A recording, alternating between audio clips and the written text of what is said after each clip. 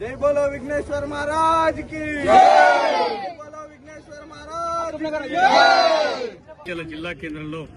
శుక్రవారం మరియు శనివారం 2 రోజుల పాటు వినాయక నిమజ్జన కార్యక్రమం ఘనంగా సాగించడానికి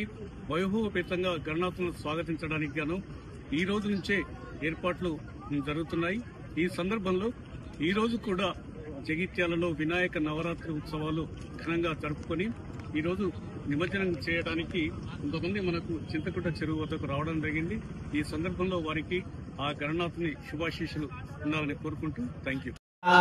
शांति शांति ओम नम नमस्ते गणपतये त्वमेव प्रत्यक्षं तमसि त्वमेव केवलं कर्तासि त्वमेव केवलं धर्तासि त्वमेव केवलं हर्तासि त्वमेव सर्वं खल्विदं ब्रह्मासि त्वं साक्षादात्मासि नित्यं रतं वक्ष्मि सत्यं वक्ष्मि अववक्तारम् अवश्रोतारम् अवजातारम् अवधातारम् अवानोधानमवशिष्यम् पुरस्तात् अवोत्तरात्तात् अवदक्षिणात्तात् अवचोद्धात्तात्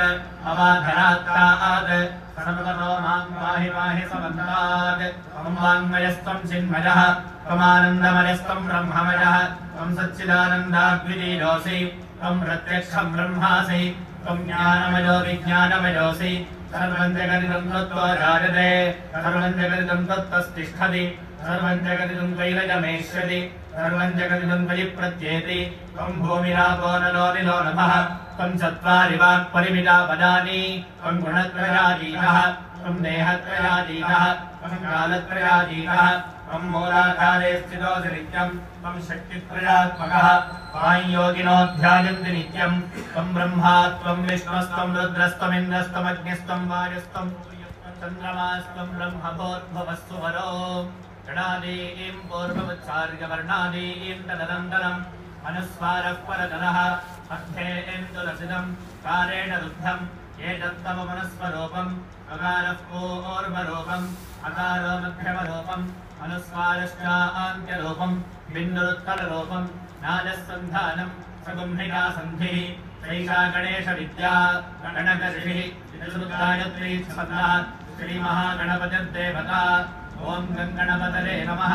एकदन्ताय विद्महे वक्रतुण्डाय धीमहि तन्नो दन्ती प्रचोदयात्। एकदन्तं चतुर्हस्तं वाशनं गुरुधारिणं तदं च वरदं हस्तैर्विभ्राणं मोचगद्भयं रक्तं लम्बोदरं शूर्पकर्णकं रक्तवाससं रक्तगन्धानुलिप्ताङ्गं रक्तपुष्पैः सुमोदितं भक्तानुकम्पिनं देवं जगत्कारणमस्य